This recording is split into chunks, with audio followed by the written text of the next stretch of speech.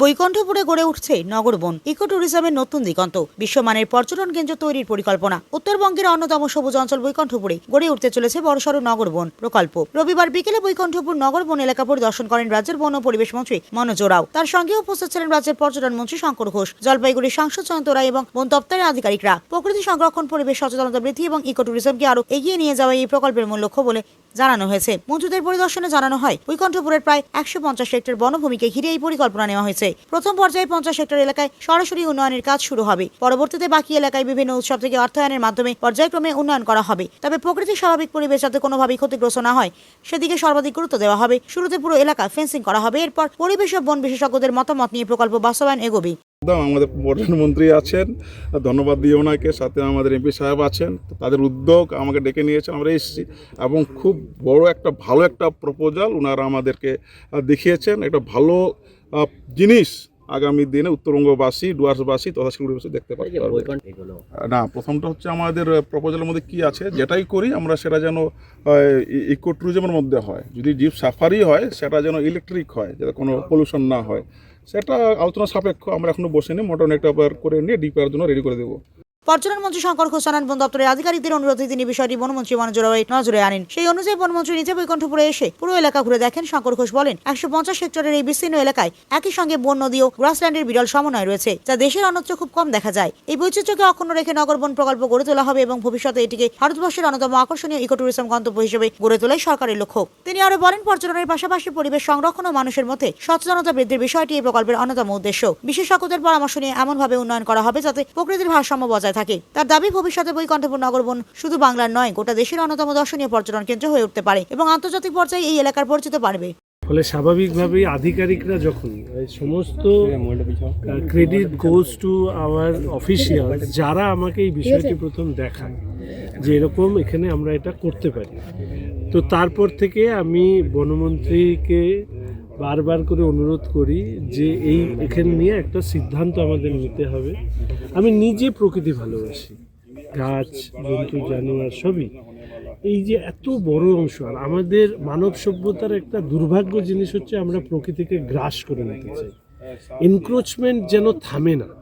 ফলে সেই এনক্রোচমেন্ট থেকে যদি এই 150 হেক্টর জমিকে, উদ্যানকে রক্ষা করতে হয়, তাহলে সেটাকে সরকারের পরিধির মধ্যে নিয়ে আসাটা আমাদের মূল দায়িত্ব।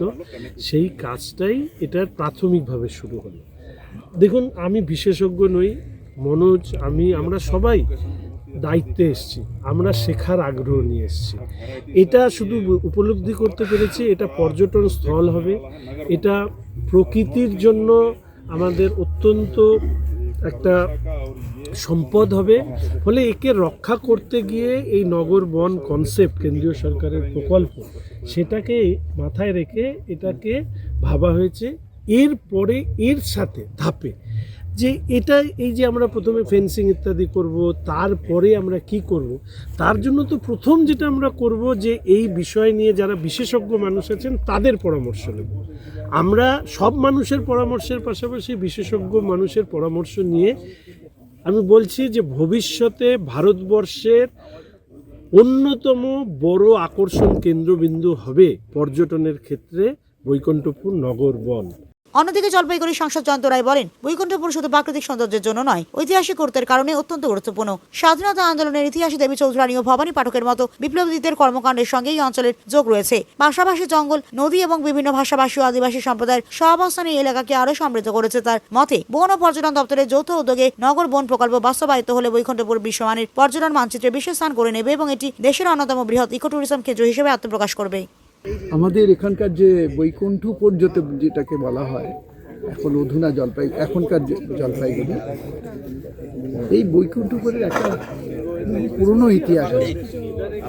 সেই পুরনো ইতিহাসটা কি, এখান থেকে ভারতবর্ষের প্রথম স্বাধীনতা সংগ্রামের যে সংগ্রামটা শুরু হয়েছিল ভারতবর্ষের স্বাধীনতাতে, সেই স্বাধীনতা সংগ্রাম কিন্তু এই এলাকাগুলো থেকেই শুরু হয়েছিল। ভবানী পাঠক, দ্রৌপদী রায়কর এবং দেবী চৌধুরীর নেতৃত্বে, এটা ইতিহাস জানে, আমাদের আনন্দ মঠে আছে। এবং আমরা বন্দে মাতরম যে ধ্বনিটা আমরা এখন দিই, সেই বন্দে মাতরম ধ্বনিও এখানে ধ্বনিত হয়েছিল সেই তারও বন্দে মাতরম যখন ফর্মালি যখন উনি আনন্দমঠের আনন্দমঠ বইয়ে যখন লিখেছিলেন, অবশ্য তার 5 বছর আগেই মানে 1875 সালেই উনি বন্দে মাতরমের কথা বলেছেন। সেই যে বন্দে মাতরম, সেই বন্দে মাতরম ধ্বনি এখান থেকে শুরু হয়েছে।